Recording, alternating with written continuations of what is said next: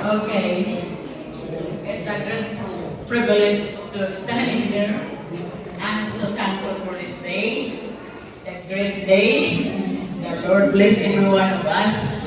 And then I do believe that this day is the basic day, but I enjoy it. Amen. Praise God. The Lord said in Matthew, thou shalt love the Lord thy God with all thy heart, with all thy soul, and with all your mind. So that's the first. And in book of Proverbs, it says that trust in the Lord with all thine heart, and lean not unto thine own understanding.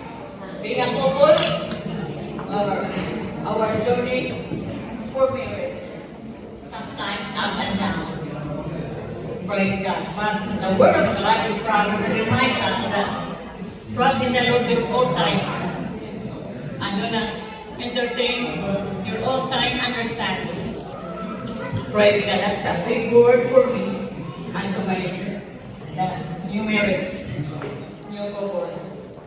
Praise God. In all thy ways acknowledge him, and he shall direct thy paths. So, in all thy ways, sometimes our ways is so hard. There's a problems, trials, and then in all thy ways, acknowledge him. We have to put first God in our marriage. Amen. Sometimes trials, but do not intervene so much for trials. Just trust in the Lord. Give it to the Lord. Praise God. So, in all thy ways, acknowledge him. So, the marriage, our journey is very long.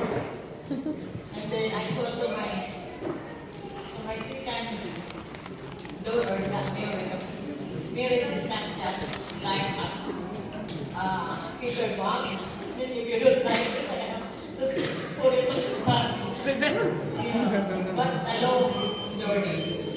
So this is our goal to finish serving God. You know, traveling so very, very long journey, but there's God. Praise God.